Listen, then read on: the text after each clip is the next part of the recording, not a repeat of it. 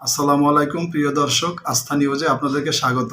যারা আমার চ্যানেলটি সাবস্ক্রাইব করেননি দয়া করে সাবস্ক্রাইব করে নিন, যেন প্রতিনিয়ত আপনাদের কাছে নিউজ পৌঁছাইতে পারি। যারা ইতিমধ্যে সাবস্ক্রাইব করেছেন অসংখ্য ধন্যবাদ। শুরু করছি।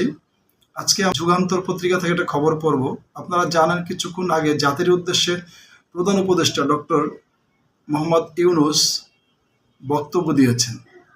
আমি সেখান থেকে পড়ছি। জাতির উদ্দেশ্যে ভাষণে প্রধান উপদেষ্টার কঠোর বার্তা।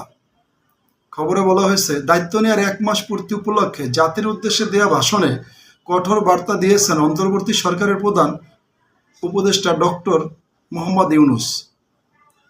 আইন শৃঙ্খলা পরিস্থিতি উন্নতির জন্য অন্তর্বর্তীকালীন সরকার দিনরাত পরিশ্রম করে যাচ্ছে উল্লেখ করে তিনি বলেছেন, কেউ আইন নিজের হাতে তুলে নিয়ে সমাজে বিশৃঙ্খলা সৃষ্টি করলে তাকে শাস্তি পেতে হবে। বুধবার সন্ধ্যা 7:30টায় জাতির উদ্দেশ্যে দেওয়া ভাষণে তিনি এসব কথা বলেন। তার এই ভাষণ রাষ্ট্রীয় সম্প্রচার মাধ্যমে একযোগে প্রচার করা হয়। গণতান্ত্রিক দেশের রূপরেখা বাস্তবায়নে আইন নিজের হাতে তুলে না নেওয়ার আহ্বান জানিয়ে প্রধান উপদেষ্টা সবাইকে সতর্ক করে বলেন, কেউ আইন নিজের হাতে তুলে নেবেন না। আইন নিজের হাতে তুলে নিয়ে কেউ বিশৃঙ্খল পরিবেশ তৈরি করলে আমরা তাকে অবশ্যই শাস্তির আওতায় নিয়ে আসব। বাংলাদেশের সাম্প্রদায়িক সম্প্রীতির দেশ। বাংলাদেশকে সাম্প্রদায়িক সম্প্রীতির দেশ হিসেবে তুলে ধরে তিনি বলেন, ধর্মীয় সম্প্রীতি বিনষ্ট হয় এমন কোনো কাজ কেউ কোনোভাবেই করবেন না। স্বৈরাচারমুক্ত দেশ গড়তে এবং গণতান্ত্রিক দেশের জন্য তিনি আইন মেনে চলার আহ্বান জানান। তিনি বলেন, আমাদের সন্তানদের জন্য একটি গণতান্ত্রিক বাংলাদেশের রূপরেখা তৈরি করতে আমরা দৃঢ় প্রতিজ্ঞ।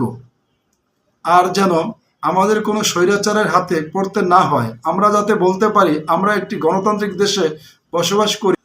আমরা যাতে সবাই দাবি করতে পারি যে এই দেশটি আমাদের। আমরা সেই লক্ষ্যে কাজ করছি।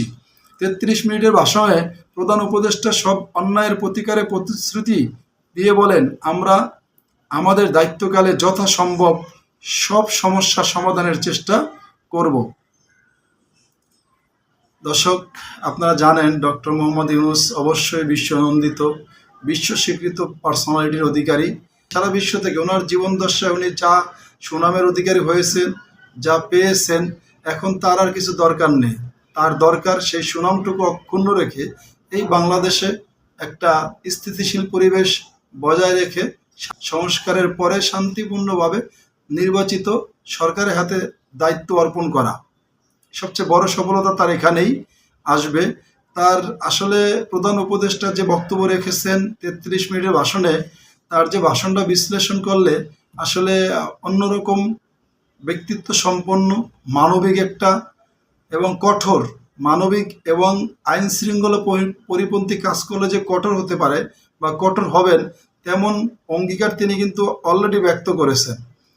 এখন আমাদের সবার উচিত বাংলাদেশি হিসেবে আমরা সবাই যার জায়গা থেকে বাংলাদেশকে সুখী, সমৃদ্ধশালী এবং স্বৈরাচার মুক্ত দেশ হিসেবে গড়ে তুলতে সবাইকে যার জায়গা থেকে এগিয়ে আসতে হবে। কেউ কারোর সাথে ঝগড়া, বিবাদ, মারামারি, হানাহানি, বৈষম্য তৈরি না করে সবাই মিলে যেভাবে একত্রিত হয়ে স্বৈরাচারকে বিদায় করেছি, ঠিক আমাদের সবার এখন উচিত সেইভাবে দলবদ্ধভাবে একত্রিত হয়ে এই স্বাধীন দেশকে সামনের দিকে এগিয়ে নিয়ে যাওয়া।